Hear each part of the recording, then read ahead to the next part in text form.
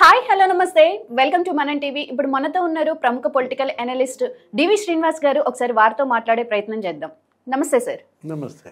BRS పార్టీని తీసుకెళ్లి బీజేపీలో విలీనం చేస్తాం, కానీ మా ఇంటి గడప అయితే సిబిఐ కానీ ఈడీ కానీ అసలు తొక్కొద్దు అని చెప్పేసి కేటీఆర్ గారు రమేష్ గారు అంటే ఆంధ్రప్రదేశ్ ఎంపీ రమేష్ గారి దగ్గర ప్రపోజల్ పెట్టారు అనే వార్తలు వినిపిస్తున్నాయి. అసలు దీని వెనక జరిగింది ఏంటి సార్? అంటే CM Ramesh versus KTR, okay, AP BJP versus Telangana BRS. అంటే ఇప్పుడు లేపి దండించుకోవటం ఒక రకంగా చెప్పాలంటే, అనవసరంగా రమేష్ని కదిలించడం ఎందుకు, ఈ విధంగా ఇప్పుడు సీసీ ఫుటేజ్ల దాకా రావటం ఎందుకు. కేటీఆర్ మాట్లాడుతూ ఏమన్నాడు, నీ దోస్తుకి 10,000 కోట్లు మేలు చేసినందుకు నీకు 1660 కోట్లు రిటర్న్ గిఫ్ట్ అంటూ ఆ 1660 కోట్ల కాంట్రాక్ట్, ఆ రోడ్డు కాంట్రాక్ట్ ఇతనికి రేవంత్ ఇచ్చినట్టుగా ఓకే, రమేష్ని ఇవాళ ఇతను టార్గెట్ చేశాడు కేటీఆర్. ఓకే, అంటే రమేష్ భుజాల మీద తుపాకీ పెట్టి రేవంత్ని బెల్చాలనుకున్నాడు. అది కాస్త బూమ్రాంగ్ అయిందా, ఆ బుల్లెట్ వెనక్కి వచ్చి కేటీఆర్కే గుచ్చుకుందా. ఇప్పుడు యాక్చువల్గా తెలంగాణ మనం ఏమనుకున్నాం, నిన్నటిదాకా హరీష్ రావు, కేటీఆర్, కేసీఆర్ ఆప్షన్స్లో కూడా బాగా పోరాటం చేస్తున్నారు. ఆయన అనారోగ్యం, ఆయన బయటికి రావట్లేదు. శాసనసభకు కూడా ఆయన రాకపోయినా శాసనసభలో రేవంత్ని ఇరకాటంలో పెడుతున్నారు. హరీష్ రావు, కేటీఆర్ ఇవాళ మరి 2 భుజాల పార్టీ కొమ్ము కాస్తున్నారు అనుకుంటే అనవసరంగా కదిలించుకోవటం. ఇప్పుడు సీఎం రమేష్ గురించి ఎందుకు నీకు, అతను ఎక్కడ అనకాపల్లిలో బీజేపీ ఎంపీ, ఆయనకు 1660 కోట్లు కాంట్రాక్ట్ నామినేషన్ ప్రాతిపదిక మీద ఇచ్చాడు అన్నాడు. దానికి వెంటనే ఆయన ప్రెస్ మీట్ పెట్టాడు. నామినేషన్ ప్రాతిపదిక మీద ఎంత వర్క్లు ఇస్తారు, 10 ఏళ్ళు మంత్రిగా చేసావు, ఆ మాత్రం నీకు తెలియదా? ఇప్పుడు నామినేషన్ ప్రాతిపదిక మీద 5 లక్షల వర్క్ ఇస్తారు, 1660 కోట్ల వర్కులు నామినేషన్ ప్రాతిపదిక మీద ఇస్తారా అంటూ ఆ సీసీ ఫుటేజ్ బయట పెడతా అన్నాడు.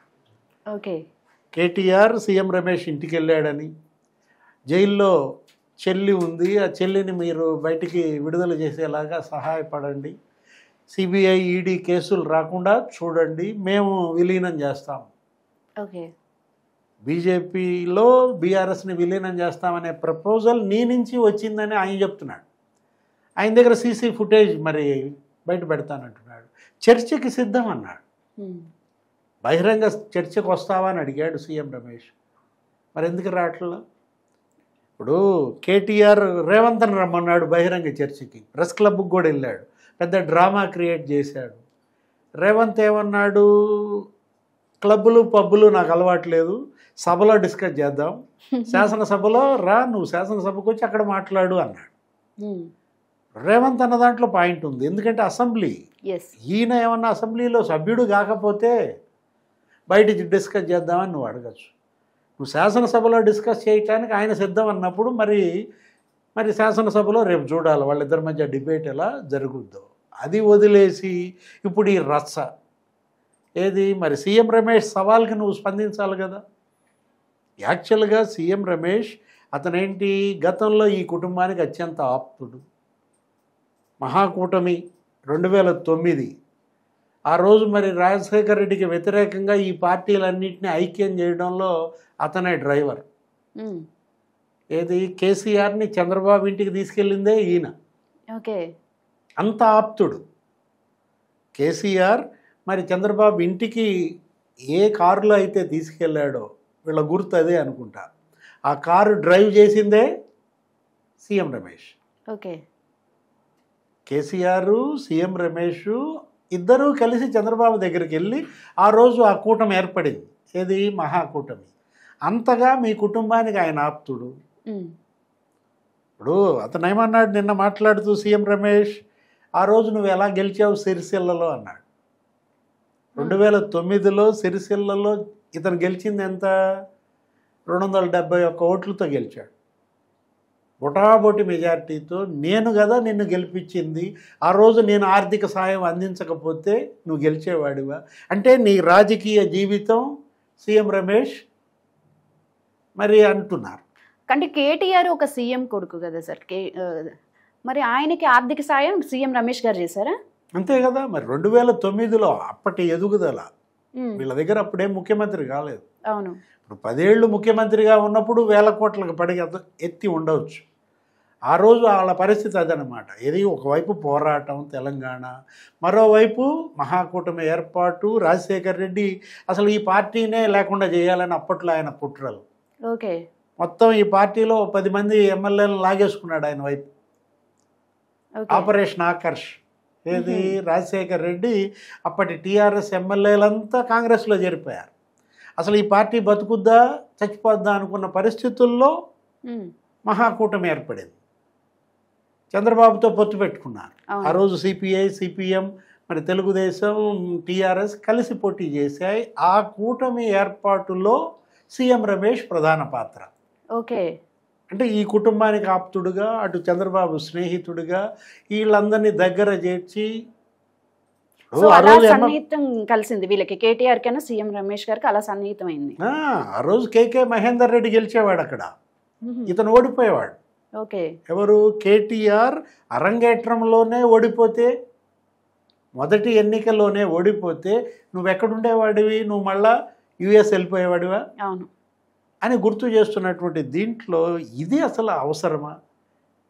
నేను అన్నది అదే. ఏది లేపి దండించుకోవటం అంటారా? అయితే కేటీఆర్ రాజకీయం మొదలైంది సీఎం రమేష్ గారి వల్ల. సిరిసిల్లలో ఆయన గెలుపు వెనుక నేనే ప్రధాన పాత్ర పోషించాను, నేను ఇచ్చిన ఆర్థిక సహకారంతోనే ఆ రోజు నువ్వు అక్కడ గెలిచావంటూ ఆయన అన్న మాటలు.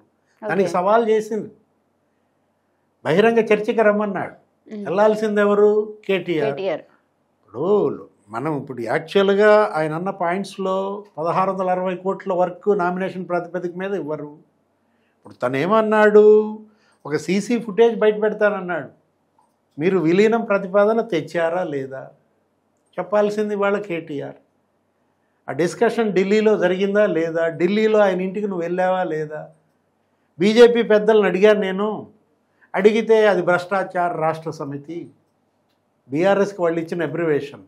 ఎన్నికల ప్రచారంలో మనం చూసాం, రాజ్నాథ్ కానీ, అమిత్ షా కానీ, మోడీ కానీ బీఆర్ఎస్ అంటే భ్రష్టాచార్ రాష్ట్ర సమితి, అదొక పరివార్ పార్టీ అన్నారు, ఫ్యామిలీ పార్టీ అన్నారు, అదొక ప్రైవేట్ లిమిటెడ్ కంపెనీ అన్నారు. అలాంటి పార్టీతో మేము ఎందుకు పొత్తు పెట్టుకుంటామని వాళ్ళు వెనక్కిపోయిన పరిస్థితుల్లో ఇంకా ఆ పొత్తు అది కాస్త బెడిసి కొట్టిందని రమేష్ చెప్తున్నాడు. ఇప్పుడు ఎందుకని కేటీఆర్ని బీజేపీ నమ్మలేదు? గతంలో ఇదే విలీన ప్రతిపాదన గతంలో తెచ్చారు. ఆ రోజు రాష్ట్ర విభజన జరగకముందు ఏమన్నారు? కాంగ్రెస్లో విలీనం చేస్తామన్నారు. సోనియా గాంధీ ఇంటికి వెళ్ళారు. సోనియా గాంధీతో పాటు వీళ్ళంతా కుటుంబ సభ్యులందరూ విందు లంచ్ మీటింగ్, ఆమెకు వీళ్ళంతా పాదాభివందనం చేశారు, చేయించారు కేసీఆర్. అంటే ఆమెనే తల్లి అన్నారు, ఆమె దేవత అన్నారు. కాంగ్రెస్లో విలీనం చేస్తాం ఈ రాష్ట్రం కనుక విడగొడితే అన్నారు. పాపం నిజంగానే ఆమె విభజనకి ఒప్పుకుంది. మరి బిల్లు ఆమోదం పొందింది. రాష్ట్రం ఏర్పడితే ఏం చేశారు? ఆమెకి వెన్నుపోటు పొడిచారు. విలీనం చేయకపోగా మళ్ళా దెయ్యం అన్నారు. దేవత అన్న నోటే దెయ్యం అన్నారు. ఇప్పుడు ఇదే మోడీయా బోడియా అన్నారు. మళ్ళా బీజేపీతో విలీనం అన్న సార్. ఇంకోటి, బీఆర్ఎస్ ని బీజేపీలోకి విలీనం చేస్తాను కేటీఆర్ గారు అని అంటాం, ఇది ఒక పెద్ద స్టేట్మెంటే. దీనిపై కేసీఆర్ గారు ఎలా స్పందించారు? మరి ఇంకేముంది, వదిలేశాడు. దానిపైన అసలు స్పందించాల్సింది పెద్ద ఆయన. అవును, ఎవరు? కేటీఆర్ కాదు, ఇవాళ కేసీఆర్ మాట్లాడాలి. కేసీఆర్ దీనిపైన స్పందించాలి. అంటే ఇప్పుడు కేటీఆర్ వర్కింగ్ ప్రెసిడెంట్గా బీఆర్ఎస్ని నిలబెడదాం అనుకుంటున్నాడా, లేకపోతే నిలువున పాతేద్దాం అనుకుంటున్నాడా? ఇప్పుడు ఇతనే ఒక గుదిబండగా మారాడా? ఇవాళ కేసీఆర్కి కూతురు కొడుకే గుదిబండలు అయ్యారా? ఇప్పుడు మనం చూసాం, గతంలో వీళ్ళే బలం అనుకున్నారు, ప్రజలు కూడా ఆమోదించారు. అంటే ఏంటంటే కాలం గడిచే కొద్దీ ఏ విధంగా మార్పులు వస్తాయనే దానికి ఇక్కడే ఉదాహరణ. అంటే ఇప్పుడుకి అసలు బీఆర్ఎస్ తెలంగాణలో బతుకుతుందా? మొన్న రజతోత్సవ సభ పెట్టారు, బ్రహ్మాండంగా జరిపారు వరంగల్లో. అక్కడ కవిత వెంటనే ఒక లేఖ రాసింది. ఏది? ఆ లేఖని లీక్ చేశారు. లీకు వీరుడు ఎవరని కవితే ప్రశ్నించింది. అంటే కవిత మీకు ఇప్పుడు కంట్లో నలుసుగా మారింది. ఆమె జాగృతి యాక్టివేట్ చేసింది. అసలు బీఆర్ఎస్ని ఆమె ప్రశ్నిస్తోంది. ఏంటి, బీసీ జనగణనపై బీఆర్ఎస్ స్టాండ్ ఏంటి? 42% ఇవాళ వాళ్ళు రిజర్వేషన్ ఇస్తే మరి బీఆర్ఎస్ స్టాండ్ ఏంటని ప్రశ్నిస్తోంది ఎవరు? కూతురు. ఆ కూతురునేమో రేవంత్ కోవర్ట్ అంటారు వీళ్ళు. అన్న కేటీఆర్ బీజేపీ కోవర్ట్ అని ఆమె అంటారు. బీజేపీ నాయకుడు హాస్పిటల్ ఓపెనింగ్కి నువ్వెలా వెళ్తావు అని అడుగుతారు. ఏదైనా ఇవాళ జాతీయ పార్టీలు రెండు, బీజేపీ కాంగ్రెస్, బీఆర్ఎస్తో చెడు కూడా ఆడుతున్నాయా? అంటే బీఆర్ఎస్ ఇవాళ ముందు నుయ్యి వెనక గొయ్యిగా మారిందా? అటు బీజేపీలో విలీనం చేస్తారా, ఇటు కాంగ్రెస్పై పోరాటం చేస్తారా? ఏదైనా రేవంత్ మాత్రం సేఫ్ జోన్లో ఉన్నట్టు కనపడతారు. అతను ఎంజాయ్ చేస్తున్నట్టున్నాడు. Right, thank you sir.